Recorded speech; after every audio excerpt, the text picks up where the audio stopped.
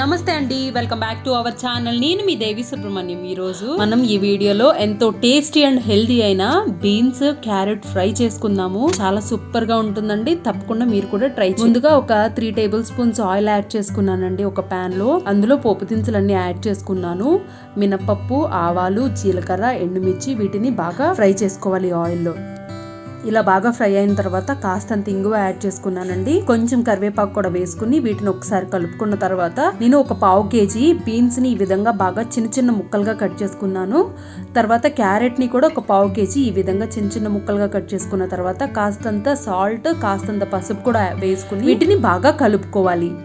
ఈ విధంగా బాగా కలుపుకున్న తర్వాత మూత క్లోజ్ చేసుకుని ఒక 10 నుంచి 15 మినిట్స్ ఈ విధంగా కుక్ చేసుకోవాలండి. మనకి ముక్క అనేది బాగా మెత్తగా ఉడికిందా లేదా అనేది చెక్ చేసుకోవాలి. ఇలా ఉడికిన తర్వాత ఒక 1/2 కప్పు కొబ్బరి, తర్వాత 3 నుంచి 4 వెల్లుల్లి రెబ్బలు తీసుకున్నానండి.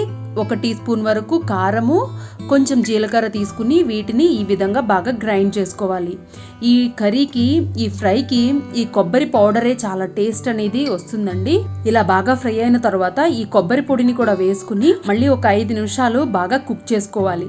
మనం ఒక 5 నిమిషాలు కుక్ చేసుకున్నట్లయితే ఈ కొబ్బరిలో ఉన్న ఫ్లేవర్ అంతా క్యారెట్ కి, బీన్స్ కి పట్టి టేస్ట్ అనేది ఇంకా చాలా బాగుంటుందండి.